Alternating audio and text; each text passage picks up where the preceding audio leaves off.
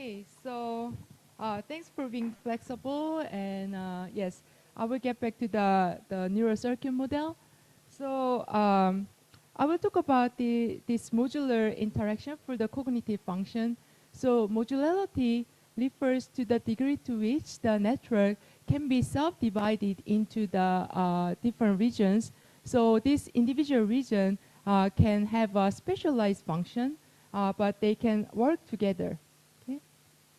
So the previous work, I have emphasized this modular architecture for the flexible and adaptive behavior, because if for instance, brain is composed of the many modules, then for the different tasks, this module can be reused again. Okay?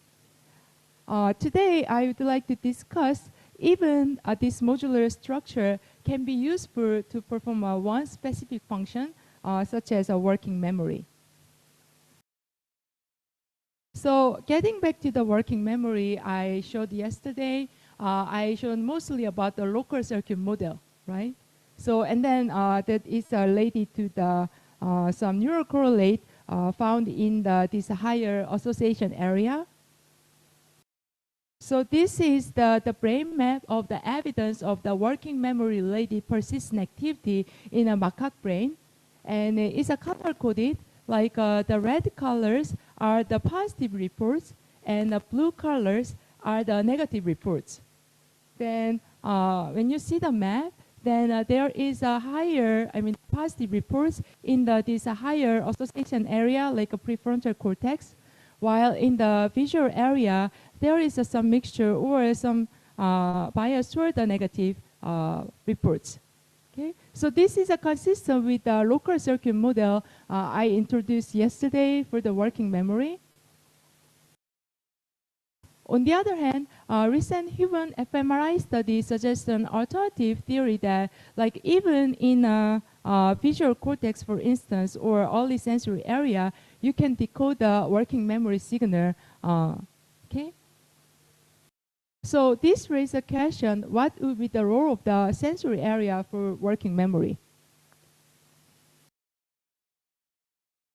So to understand these two questions, one is, what is the advantage of the modular architecture for performing one task even?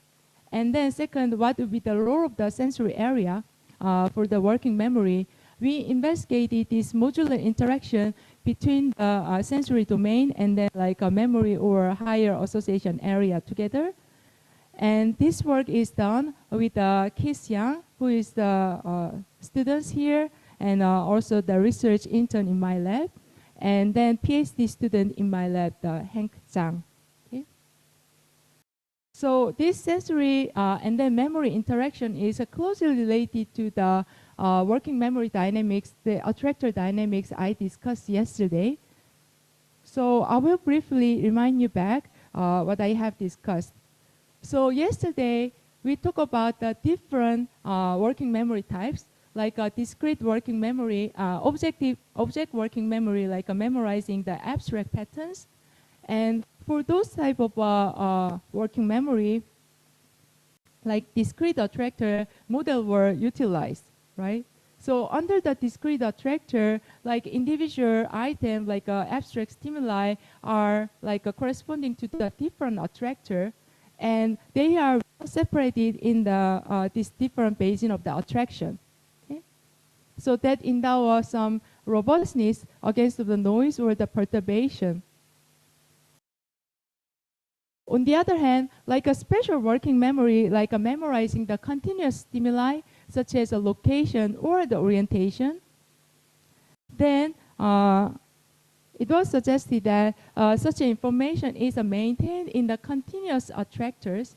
So this attractor changes continuously in the activity space, the state space. And for instance, for the this orientation, the location stimuli, which form the ring in the this stimulus space, the attractor also form the ring.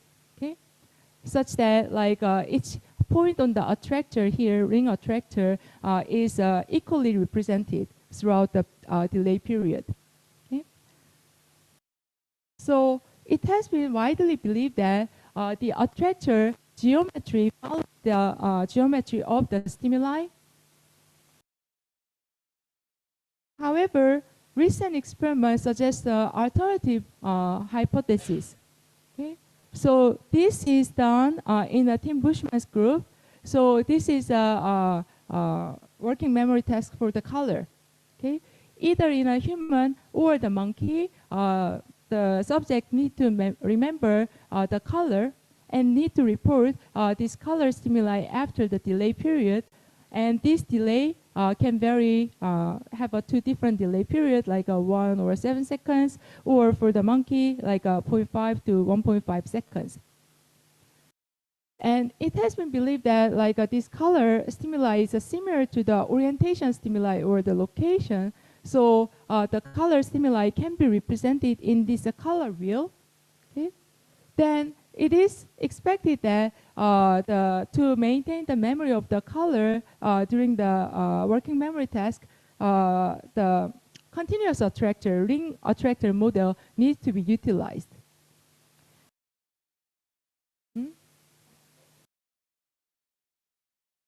This string, I mean that this is a color wheel, I mean that used in the experiment. Yes. Yes.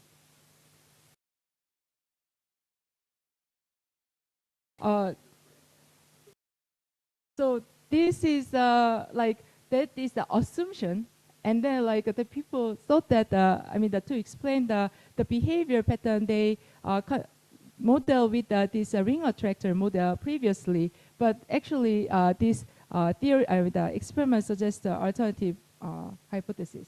So yes.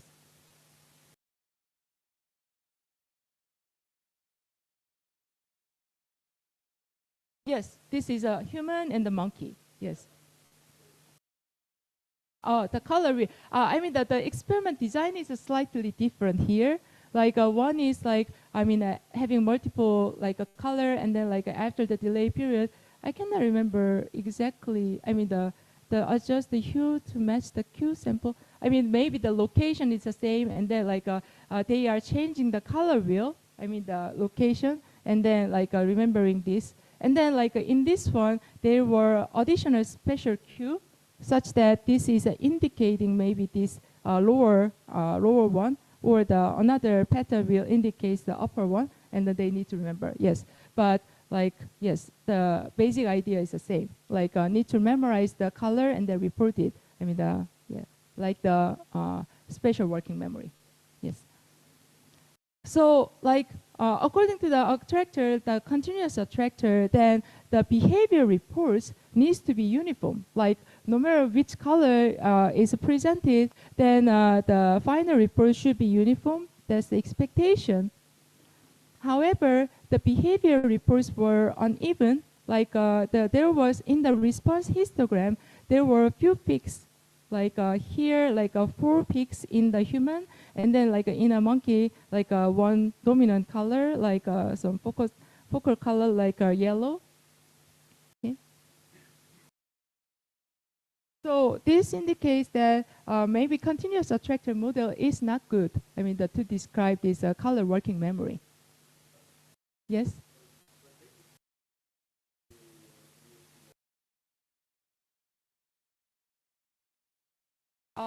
Here, if you talk about the capacity, the people suggest like about the multiple items. So here, yes, maybe, I mean, the initial orientation, I mean, the colors, there were like 1 or 3 samples, but even for one sample, like memorizing one color, they still have seen like this non-uniform pattern.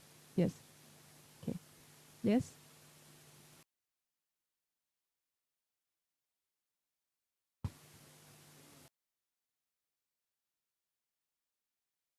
Mm-hmm.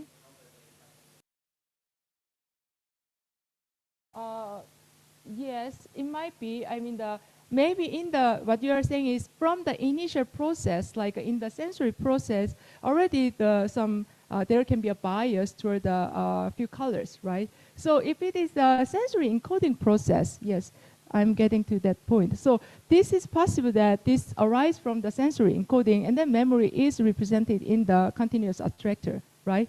But what they have found is that this bias pattern, like there is some bias toward a few focal colors, right? Like 4 peaks. And then this bias pattern is potentiated over the time.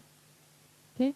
So in this one, like since they vary the delay period to the 2 different time, so they could have a different behavior reports and fit this behavior with the drift diffusion model. Okay, so in this drift diffusion model, there is this potential determining this drift, and then like they assume the constant Gaussian noise. Okay, then they fit this drift function, and they found that there were a few like attractor in this case, like 1, 2, 3. Okay, so and then trajectory is over the time, like this bias toward these few focal colors is growing, right? So this is indicating not only this is an encoding process, that is there is some working memory contribution. Okay, yes. So under this like drift diffusion model, that there is an attractor formed at the few focal color, like at the peaks, and also there is a constant noise. Okay. Then, as I mentioned, like the property of the discrete attractor model is the bias is observed toward this attractor, like a positive below this target color, like an attractor, and the negative bias above it, right? So this is a consistent, like a drift term is a fit to explain this focal color, but also the variance pattern was consistent. Okay, so due to this drift force, even with the constant noise, the noise is cancelled at the bottom of this potential energy, so the variance will be minimum here, right? So the variance pattern at this most prominent colors or reported colors is a minimum. So this idea are well described by discrete attractor models. Okay? So this is a color study.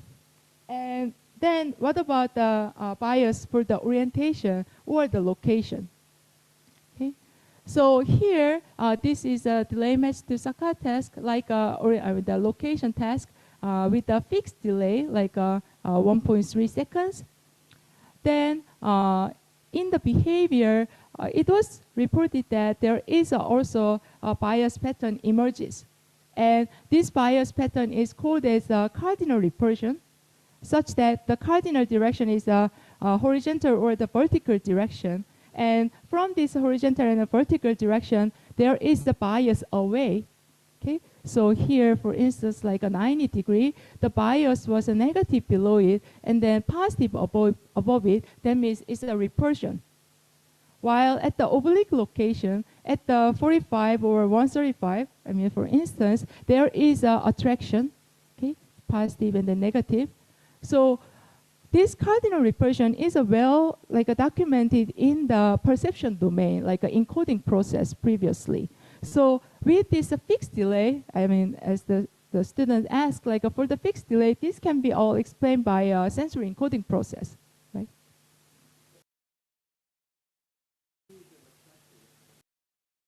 Yes. No, I mean, at least for the memory maintenance part, like you need an attractor. Like there is a sensory encoding, and then there is a following delay period. There can be some bias emerges from the sensory encoding period, but to delay this information toward the end of the delay period, you still need some of the memory maintenance mechanism. Yes. Yes, I will show now. Yes. So this one, we cannot tell whether it's from the sensory encoding process or the memory process. So recently, under the collaboration with the Sang-Woo Lee's group at the Seoul National University, we investigated some somewhat similar question. So here, this is a human task, and the human needs to memorize this orientation stimulus. And this is followed by, like, after this long delay period, the delay period in total is 13 seconds, 13. So after a long delay period, the subject need to report this orientation direction. Okay? And then note that this delay period is still fixed while it is very long, like 13 seconds. But during the delay period, there was another task, like a discrimination task. So in this discrimination task, the reference signal appears on the screen, and then subject to need to utilize the memorized orientation and to tell whether this the memorized signal is counterclockwise or counterclockwise to this reference signal. Okay? So there is some of the behavior probe in the middle, like to infer what was the a representation of the stimulus in the middle of the delay period. Okay? And then there was two different time points, like early discrimination and a delay late estimation.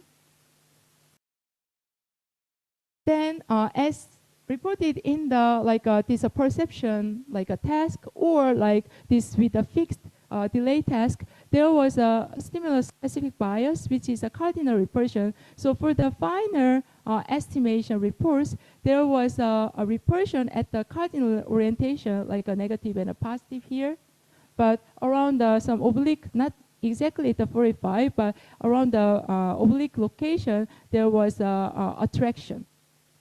And then, as I mentioned, the delay period was either for the early or the late period. It is fixed as 13 seconds, so there is no difference in the this form. However, at the intermediate step, like at the discrimination time, based on the decision, we could infer what was the representation and what was the bias, okay, of the stimulus.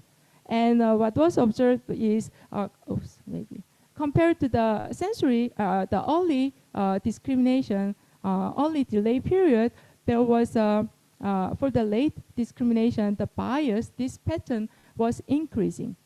Okay? Yes?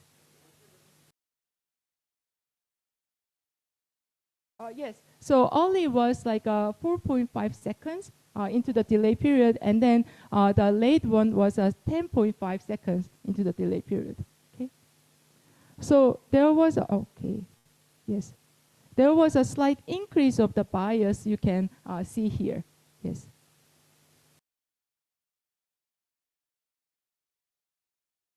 The final one, yes.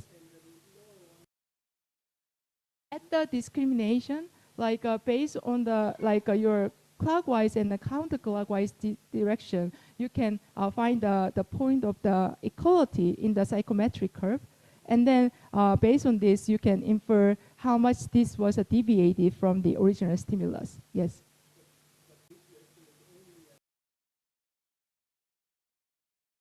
No, for the all orientation, for all original orientation, like the different stimulus, like a different reference signal were kind of shown, right?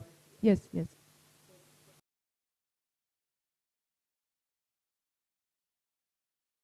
Over the bias is growing during the delay period. That's what I wanted to show in this data set. Oh, so this is during the delay period, and then this is a final report. So this is growing and then reaching to this level finally.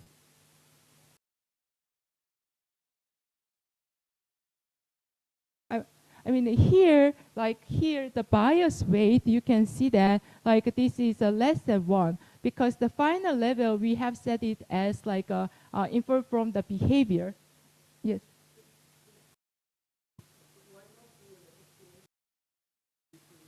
It could have been better. I mean, this experiment started, from the different question, and then, we have found this, originally we started, I will not show today about the decision consistent bias, how it affects the working memory. But we started from the different project, here, and then to explain the other phenomena, this component of the drift dynamics is important. Yes, so the experiment was already done, and then we infer this kinds of increase in the bias, but it would have been more direct evidence if the bias is probed at the different time points. Yes.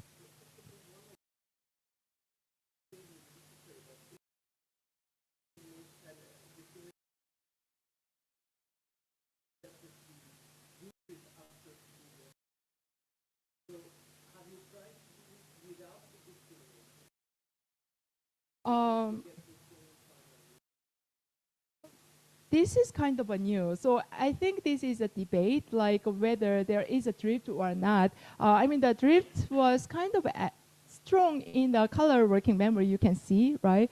On the other hand, for the orientation, you may notice that this speed, like this is a 13 seconds, which is a very long compared to the other delay period. And then like this increase is a very slow. And actually, this is a desirable if you have a too fast, like a drift, that means that you are losing the information, right? So even if, I will talk about why counterintuitively we have a drift dynamics today, but we don't want to have a very fast drift either. Because if it is too fast, then like it will be attracted to some location, and then like it is losing the original information too fast. Yes. Okay.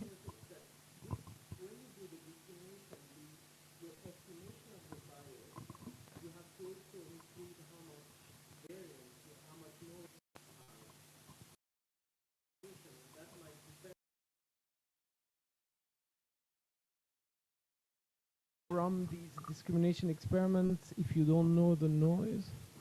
I don't know how this point of equality estimation from the psychology is dependent on the this noise variance. There is a noise variance for sure, the different noise variance for the different stimulus. Right. But as long as, locally, if you are assuming this is a symmetric, then it wouldn't affect this estimation very much, but we can discuss more. Yes, yeah, I want to learn about that.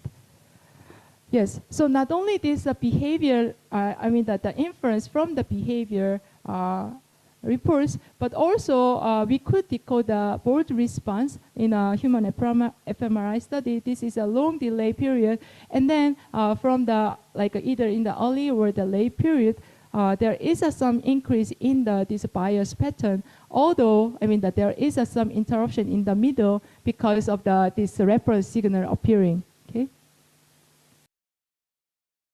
So with this observation in the color working memory or this orientation work memory, we couldn't explain this bias pattern, even if it is very slow. It cannot be explained by this traditional ring-like attractor model, right? So this suggests that maybe even for the continuous, the stimuli, the point attractor or discrete attractor might be useful. But for the orientation stimuli, that was not the end. So if it was the discrete attractor model, then the cardinal should be the repeller, right? Because there was a repulsion away from this cardinal direction, while oblique should be an attractor, such that there would be some moving toward this point. So bias pattern can be explained with this, the cardinal repulsion. However, as in the color study, if you are assuming the constant input noise, right, then it is expected that the variability would be minimum at the oblique location or orientation, while the cardinal has the largest variability. However, the behavior or the readout from the fMRI signal suggests the opposite direction. So the oblique location actually has the largest variability, while a cardinal orientation has a lowest variability. So there is an inconsistency in the bias and the variance pattern here. According to this bias pattern, oblique should be the attractor, while according to the variability, the oblique should be a repeller.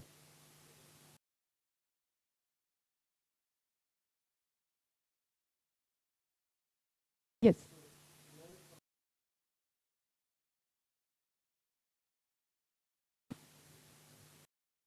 So what you are saying is, if this noise shape, of the sensory part is really large, right? Then with the constant noise, actually, yes, that's the point I'm getting to. Yes.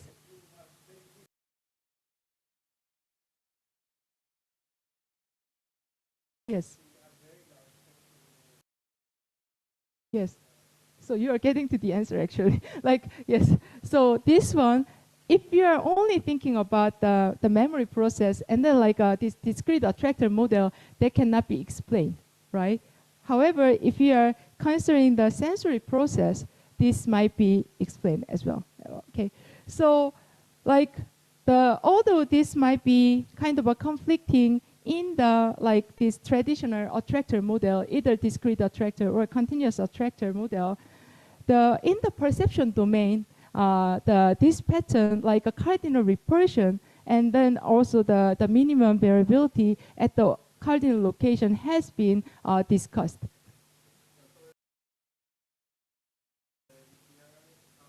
Explanation for bias, the y-axis. Y bias in cardinal is the same as the optical. I may not understand your the easy question. I mean, so can you explain the bias easily? Bias more easily. Yeah, Okay. yeah. So the bias means like the difference from the initial, like how much the final decoded location is deviated from the original location, right?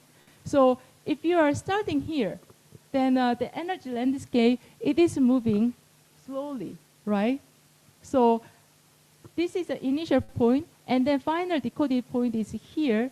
So the bias is increasing, positive, right? Yes. And then if it started from here, then it is moving toward the lower value, so the bias would be negative here. So positive, and then negative here, and then this is attraction. Yes. Yes. Right. So we refer back to understand this phenomena, we refer back to this perception model. So in this perception model, so there is a noisy encoding process and then like a decoding process. And then this decoding process reflects the prior in the environment. And it has been suggested that like orientation stimulus in the environment, natural statistics is not even. Like there is a higher, more prominence in the cardinal orientation, while the oblique orientation is less prominent. Okay? So based on this uneven, prior, non-uniform environmental statistics, and then together with the efficient coding theory, because if you are only utilizing this uneven prior, then it easily tends to be like the decoding process reflects the prior, then there will be a prior attraction, so that like a cardinal should be like an attractor, while the oblique should be a repeller. However, when it is combined with the efficient coding, like so the efficient coding theory is our sensory system needs to develop the sensitivity the higher around the most prominent stimuli. Okay, so in the encoding process, if you are considering this efficient coding such that like with this uneven distribution, and then the sensory representation, the sensitivity, which is represented as a Fisher information here, is also highest at this most prominent stimuli. Okay. Then there will be an asymmetrical likelihood, such that likelihood is mostly sharp around this most prominent stimuli, while it will be broader for the oblique stimuli. And this asymmetrical likelihood, how it is connected to this Fisher information under some kinds of a Poisson assumption in the population decoding, the encoding process, it is so that like this Fisher information is proportional to the derivative of this tuning curve, and tuning curve is somewhat similar to the likelihood function. So with the sharper tuning curve or like this narrower likelihood function, you can achieve the high sensitivity at the cardinal orientation. And this provided the basis of this cardinal repulsion. Okay? And so this is the bias pattern, but the sensitivity is the highest at the cardinal orientation, means the variance is a minimum at that location. So under this framework of this efficient coding and then Bayesian perception, the people have explained this relationship between the bias and then variance pattern. Okay? So the bias away from the most prominent stimuli, while the variability is the lowest.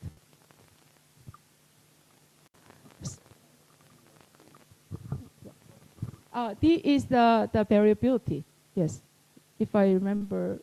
So here D is the discrimination threshold, and the discrimination threshold is high, means it has lots of variability around the stimulus, yes.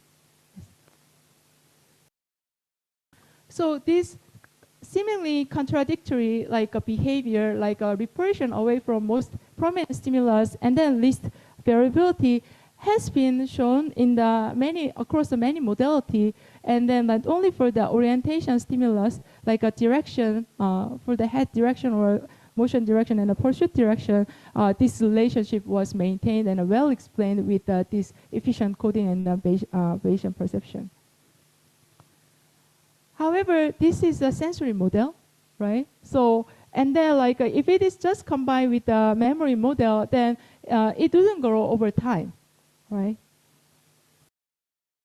So to explain this increase in the bias and the variance pattern over the time, we included this sensory process, but added the memory process. So in this step, like the sensory process is exactly the same as before, receiving the sensory stimulus, and then there is a perception, like a decoded value. But this decoded value is sent through the memory process, which maintains faithfully this information, but adds some noise, which is replicating some variability increase during the delay period.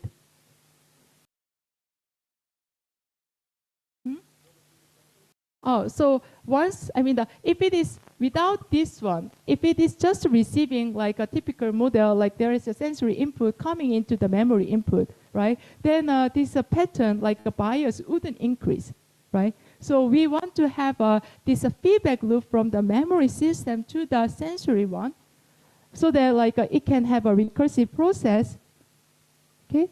And then there is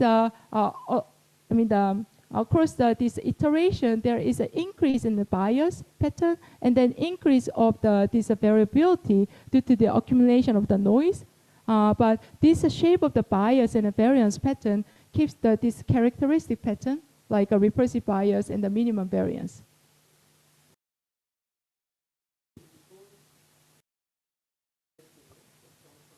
Sensory?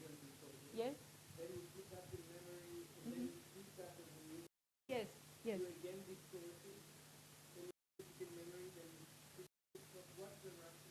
That is the process exactly we have done here. This is a phenomenological model. We kind of extended this previous Bayesian one, and I will show the network model soon. But the idea is we want to keep this characteristic shape, like a recursive bias and then like a minimum variance. But we want to change this one dynamically. We want to see the dynamic increase over the time of this pattern. Yes. And then by having this closed loop, like a simple closed loop, adding the just simple memory process, it could replicate this increase in the bias.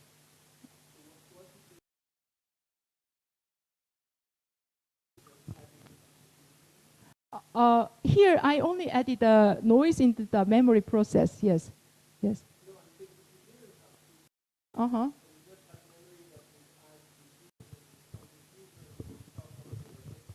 Yes, I see. So, like without this feedback loop, like you are adding this, then the bias pattern will be exactly the same because the mean. It can smoothen this out over the time. Yeah, so it might be opposite even, right? Yes. So.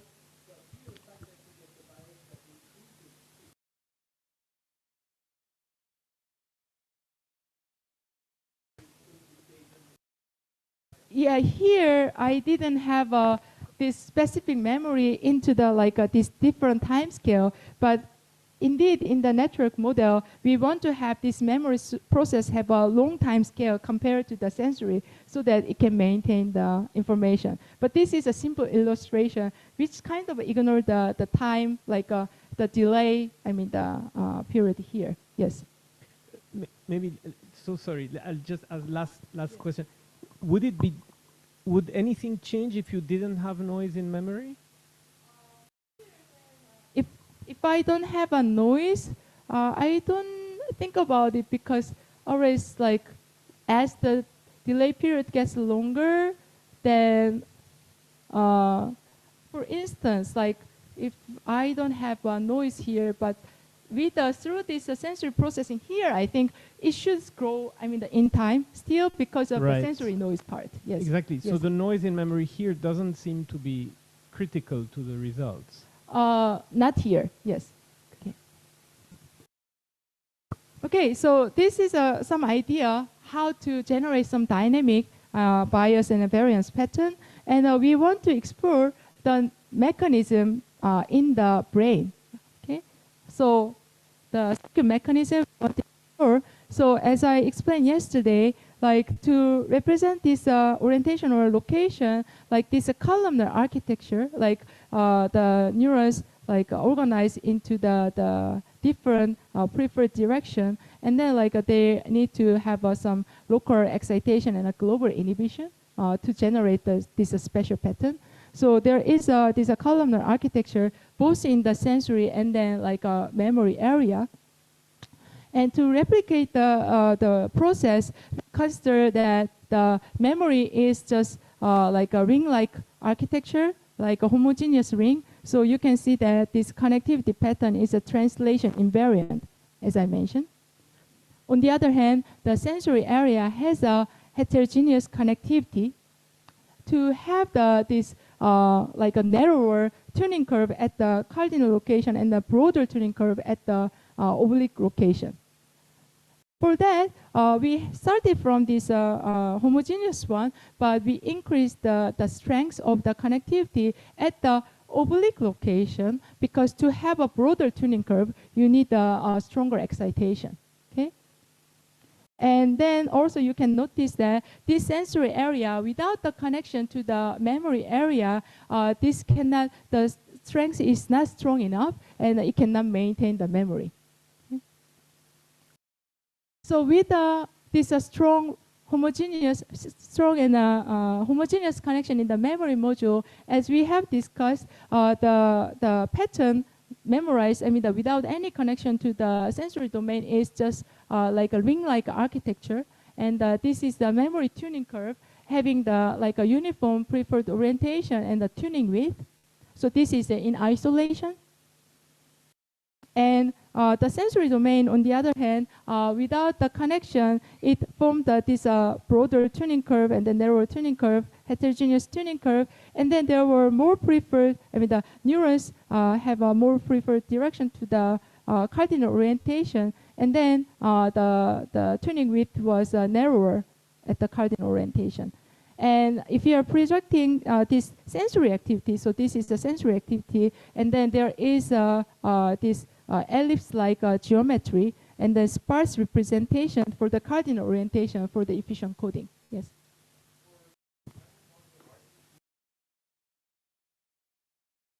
I think this is due to noise. We put the noise and then we estimate it from the this network. So that's the reason why there is some variability in the estimation. Yes. Okay. And then how is that?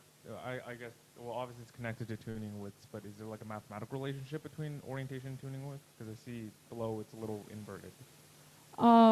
Here, so we don't have any like a heterogeneity in the connectivity. So what is expected is the uniform, like all like a preferred orientation is uniformly distributed, and then tuning width will be also uniform, right? And then like here, what they have found is under this connectivity, stronger connection and the oblique location, there is a two result. Like the effect is like on the tuning width and also like on the preferred orientation. Yes. Okay, thanks.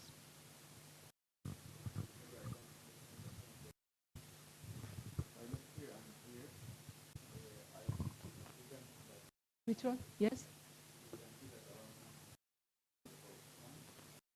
You mean that like this one? Here, and what is minimum? Yes, I mean, so around the 90 and the 0 degree, it has a more preferred, I mean, the more neurons having the preferred direction to at this location. Yes.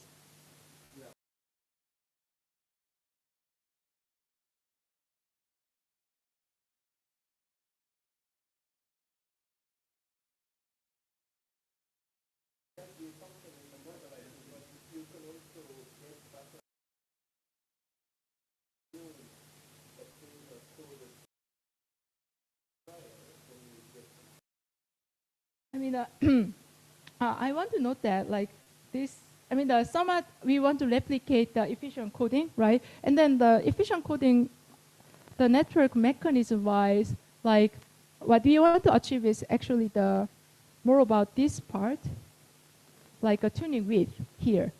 Okay. On the other hand, the efficient coding, like if you go back to this Wei and Snacker's paper, then there can be a various like a tuning curve which can achieve these kinds of sparse coding at the cardinal orientation. And then like a tuning width is a one possibility, and then like an amplitude, like by varying the amplitude of the tuning curve. And then the third is like by changing the preferred direction. But the preferred direction more at the oblique location.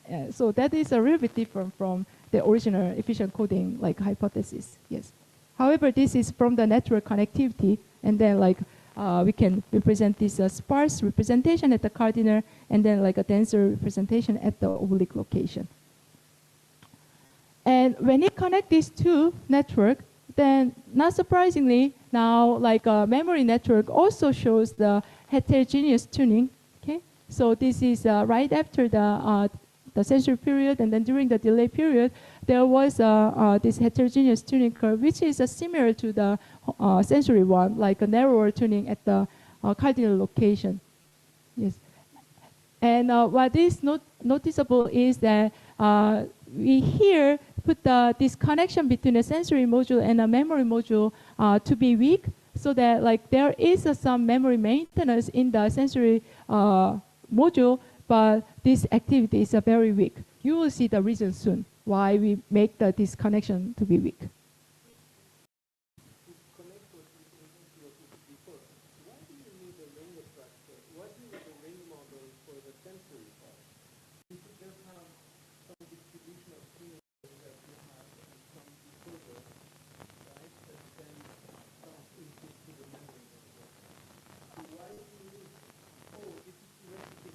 Yes, yes, yes, yes. Closed loop we want to make, yes.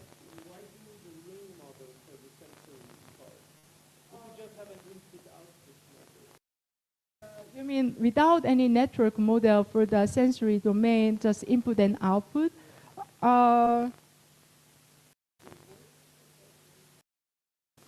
Let me think. I mean, I'm investigating. So it is kind of connected to the low-dimensional dynamics I'm getting at. I mean, I'm getting at the low-dimensional, like this drift diffusion model soon. But if I don't have a network model for the sensory part, then I cannot analyze this low-dimensional dynamics.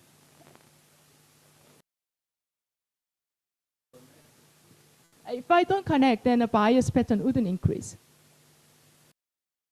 Right? I mean, the bias pattern is a kind of potentiated through this feedback loop. Otherwise, once it is transferred, and then the initial bias pattern will be maintained throughout the within the ring. You mean that like why the sensory one should be recurrent network model?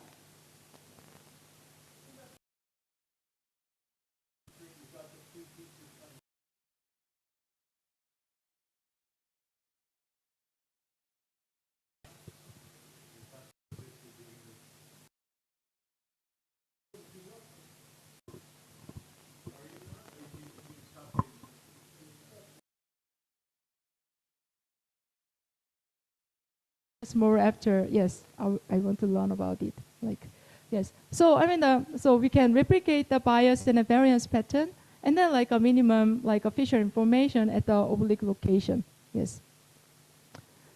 And I think this is helpful. I mean, to have a network model and a further analysis. So like previously I mentioned, like the continuous attractor model versus a discrete attractor model, like what is a typical characteristic of each model, right? Like there is no bias in the continuous one, and then uniform like variability which is increasing over the time, and a discrete attractor model which somewhat captures the bias pattern but not the variance pattern. However, there is a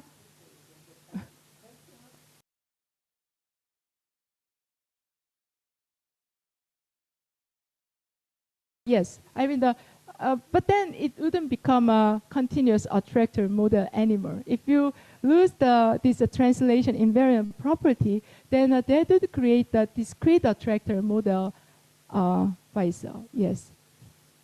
Yeah, I mean, I will get to that. Like, if you have just a memory module with a heterogeneity, why that is a detrimental, I will show that. Yes. Why we need the sensory module separately. Yes.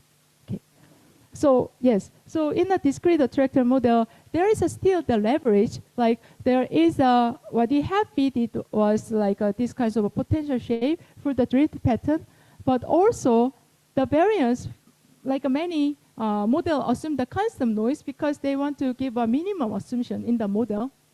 However, the variance pattern can have some structure as well. Like it could have had this largest variance at the oblique location, as Lava mentioned. Like during the sensory process, we have seen that there was a maximum variance. Okay. So with that combination of the non-uniform drift and diffusion, it could explain this phenomena, and we want to connect it back, like how this drift and diffusion term are dependent on the network parameters. So they are not independently leveraged, modified, but they are connected through the network parameters. So we did a low-dimensional projection and analysis such that during the memory period, we identified the memory states which has a slow drift speed. Okay? And then along this manifold, we analyzed the drift and diffusion. Okay? So that means we projected this dynamics, like a deterministic part, and then like a diffusion part, noise part, and then obtained this potential shape and then noise coefficient. So as expected, as discussed, there will be a well at the oblique location and then repeller at the cardinal location, but noise is maximum at the oblique location, inheriting the property of the sensory perception process. And also, since the sensory process, it seems like this heterogeneity in the sensory process is critical for the drift and diffusion. We change the network parameter. The degree of this heterogeneity is denoted as alpha. And as we increase this heterogeneity, then the drift, this potential became more asymmetric, and also the noise coefficient become more asymmetric. Both are affected by this the heterogeneity in the sensory domain. And then next we investigate the effect of this connectivity between the two modules, like a sensory and a memory module. So the connectivity gamma similarly affects this bias pattern like the heterogeneity in a sensory module. On the other hand, noise coefficient is less dependent on this gamma. Okay, so the interconnection strength, intermodal strength. Okay, because we found that this intermodal the noise coefficient is more dependent on this sparseness of the memory representation, and then as I shown, this cardinal one is the most sparse, and the most sparse one has the least, the noise coefficient, and then this sparseness is mostly affected by the heterogeneity in the sensory module, but not by the connectivity with the memory module. So there are two different parameters I'm mentioning, like a heterogeneity and an intermodal connectivity strength, okay, which affects the drift and diffusion differently. So with this in mind, we investigate that how this this like a stronger the excitatory connection can arise from Hebbian type of learning, for instance. So if you are connecting it back to this statistics, and according to the Hebbian learning theory, the oblique location, cardinal location is the most frequent. Then the strengths between these neurons among having a similar preferred direction at the cardinal location should be stronger compared to the oblique location, which is the opposite to our explanation, right? To have a broader tuning curve, we require this stronger connectivity at the oblique location, which is inconsistent with the kind of a synaptic plasticity we expect from the natural statistics. So here we consider the inhibitory tuning as well. Like previously, we only tuned the excitatory tuning, excitatory connection, but when we tune the inhibitory one together, and then like a modulation strength is shown as alpha and beta here, then we found that for the stronger inhibitory modulation compared to the alpha, here the green lesion is showing the correct bias and a variance pattern. Okay, so to have a correct bias and variance pattern shown in the yellow one, we need a stronger heterogeneously tuned inhibition, which is consistent with a recent experiment. Like inhibitory neurons is also tuned throughout the learning. Okay. So here, starting from simple phenomena, observing this bias and the variance pattern, we found that this drift diffusion model requires a modification. And this modification is inspired by this sensory encoding process. Okay? So sensory encoding perception process and a connection with them could replicate this uneven drift and diffusion terms and the uneven bias and variance pattern which grow in time. Okay? And then getting back to Lava's question, why don't you have just heterogeneous a memory circuit, right, which can have a heterogeneous tuning, but also it has a strong recurrent connection. Okay, so when you make this one circuit, one module to fulfill the two demands, efficient coding, and then this memory maintenance together. Okay, and then we consider that this heterogeneous connection in the excitatory and inhibitory both. Then there were two problems we have found. Okay, so first is that the continuous attractor model requires a fine tuning, right? And then if you break down this fine tuning, then it easily creates the discrete attractor. Discrete attractor itself is not harmful. We want to replicate because drift is growing over time. However, the speed is a problem. How fast is approaching to this attractor, right? And then slight mistuning, already the recurrent connection is too strong. And then if you are mistuning this one slightly, then you can create the too fast drift toward this oblique location, which is not desirable. Not only that, even for this narrow region, which can create the bias, which doesn't grow that fast, the variance pattern was flipped.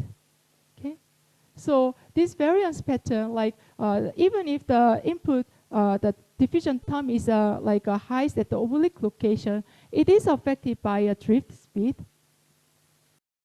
So when we examine, so here it could create the bias, but the variance was kind of a minimum at the oblique, which is like a typical discrete attractor model.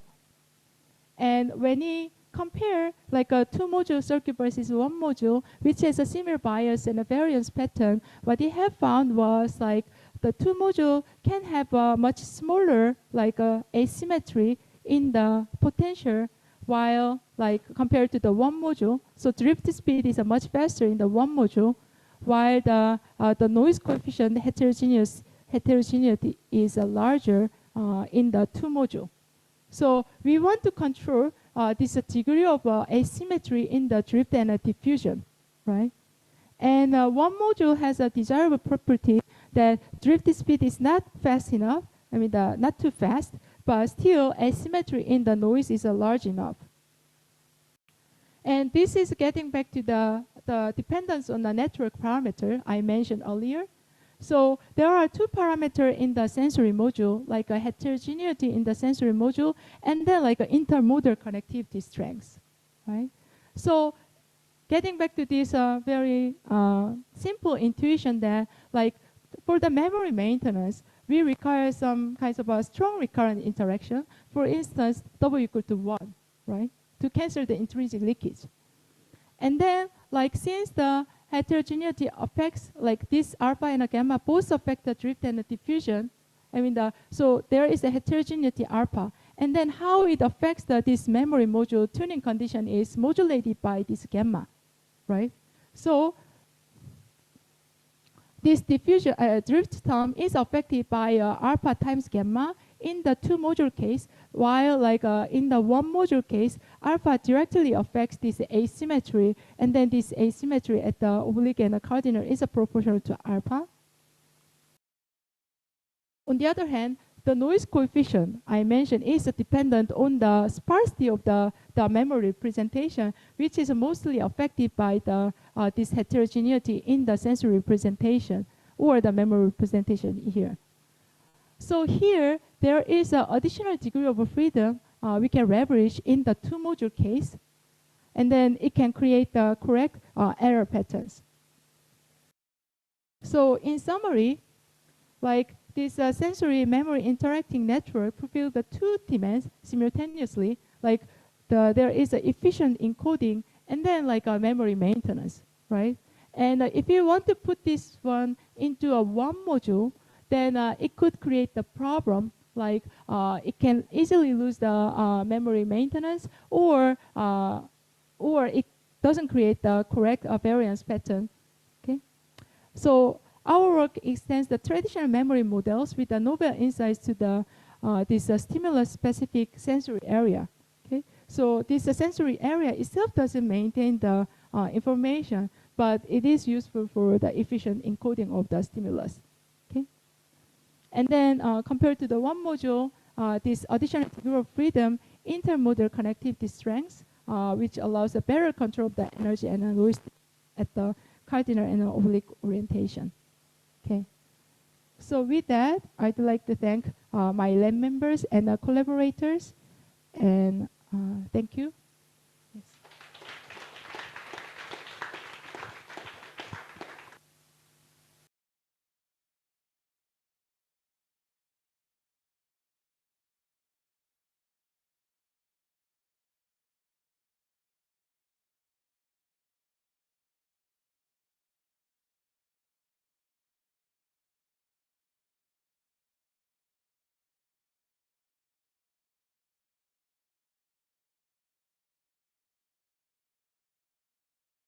Columnar architecture of the this sensory area. Here I'm suggesting that the sensory area having a ring attractor itself is not beneficial, right? So sensory area is good to have this decaying activity, not strong connection, right? On the other hand, this columnar architecture, with the stronger connectivity with the preferred feature is well documented. Yes, yes. So like this kinds of orientation, the selective, how to explain the orientation selectivity in the visual cortex, people utilize this columnar architecture as in the working memory circuit, but weaker connection in the excitatory or the strong connection for the inhibitory. Yes. Yes. Yes.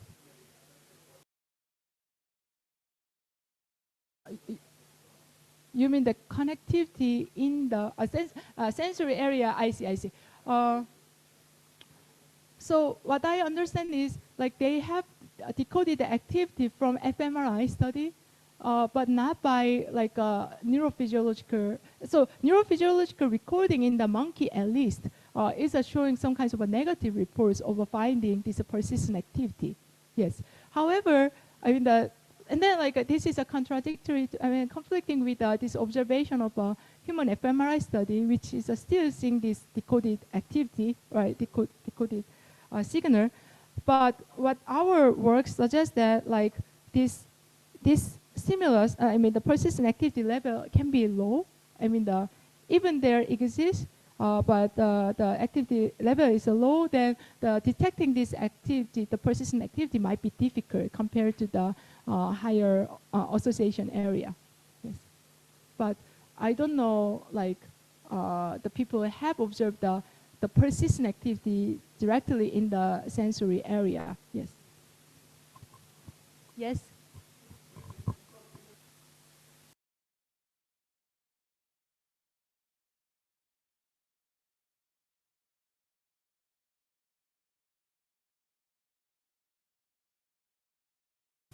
Uh, which property? Physiological property?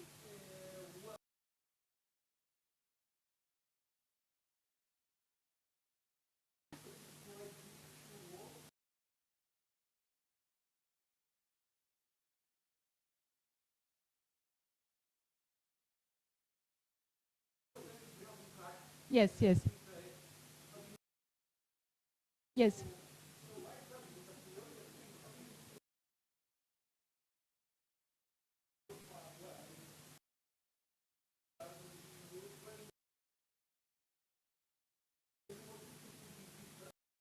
Mm-hmm.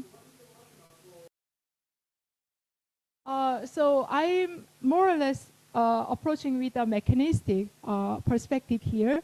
Like if you want to build, right, such a system, like doing like a efficient coding, then we need the heterogeneity, right? But like putting this heterogeneity in the like a strongly recurrent connected circuit, like a memory one, then it can cause the problem like the drift speed will be too fast.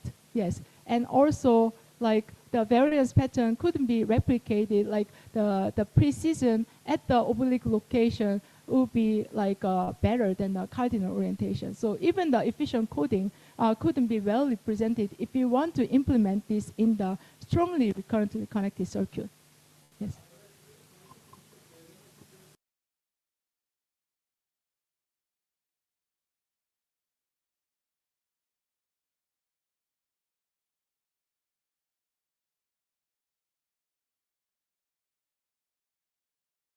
Yes.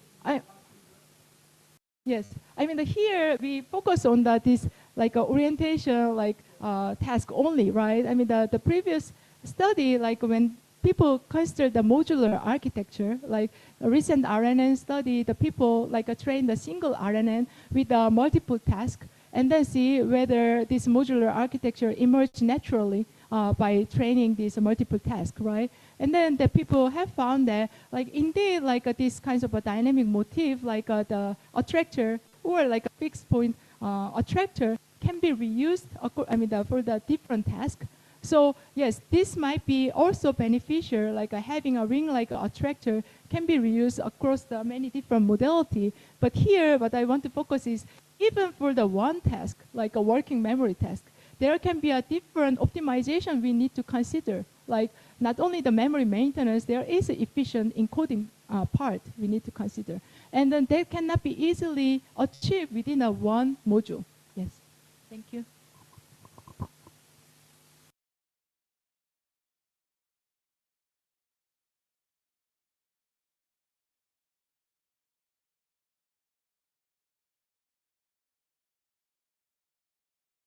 Mm-hmm.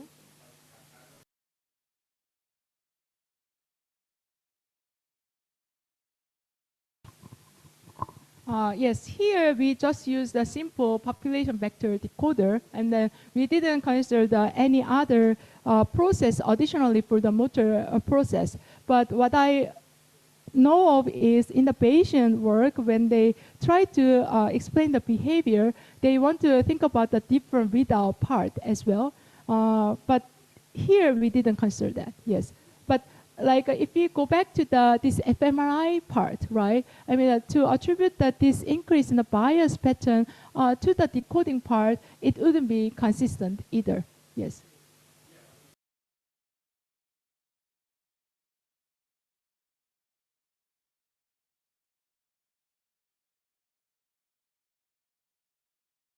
I mean, the heterogeneous memory part itself has a problem, I think.